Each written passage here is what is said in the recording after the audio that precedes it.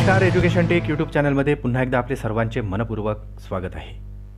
EPFOचा धक्कादायक निर्णय, कर्मचाऱ्यांसाठी आली सुखद बातमी. चला तर पाहूया ही सविस्तर बातमी. त्यापूर्वी चॅनलला जर नवीन असाल तर सबस्क्राईब करायला विसरू नका आणि नवनवीन अपडेट मिळविण्यासाठी बेल आयकॉनला प्रेस करायला विसरू नका.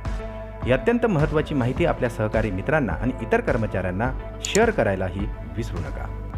EPFOद्वारे आता 1 एप्रिल रोजी एक नवीन नियम लागू करण्यात आलेला आहे. या नियमाच्या अंमलबजावणीचा थेट फायदा आता कर्मचाऱ्यांना होणार आहे. नवीन आर्थिक वर्षाची सुरुवात झाली आहे आणि यासोबतच आता नियमामध्ये अनेक बदलही लागू करण्यात आलेले आहेत. असाच एक नियम आहे जो PF खात्याशी संबंधित आहे आणि EPFOद्वारे 1 एप्रिल रोजी एक नवीन नियम लागू करण्यात आलेला आहे आणि या नियमाच्या अंमलबजावणीचा थेट फायदा आता कर्मचाऱ्यांना होणार आहे. मिळालेल्या माहितीनुसार आता नवीन नियमानुसार PF खात्यात ऑटो ट्रान्सफर करण्यात आले. म्हणजेच आता नोकऱ्या बदलल्यानंतर PF खाते नवीन खात्यात ट्रान्सफर करण्याची गरज असणार नाही.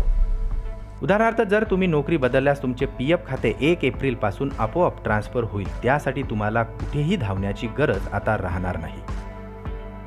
याआधी जेव्हाही तुम्ही नोकऱ्या बदलल्या तेव्हा नवीन PF खाती UAN मध्ये जोडली जायची. नोकऱ्या बदलल्यानंतर तुम्हाला ऑनलाईन EPFO वेबसाईटवर जावे लागे आणि EPF खाते विलीन करावे लागे. पण आता PF खाते मर्ज किंवा ट्रान्सफर करण्याची गरज नाही, तर आता नोकरी बदलल्यानंतर ऑटोमॅटिक ट्रान्सफर होणार आहे.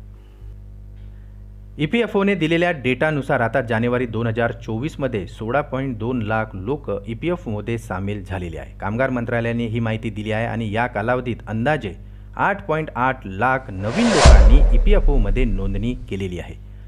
मंत्रालयाकडून असेही सांगण्यात आले आहे की EPFOचा अंतरिम पेरोल डेटा 2024 साठी आहे, ज्यामध्ये आता 16 लाखाहून अधिक लोकांनी नोंदणी केलेली आहे. पुन्हा भेटू यूट्यूब चॅनलमध्ये नवीन अपडेट्ससह. तोपर्यंत नमस्कार.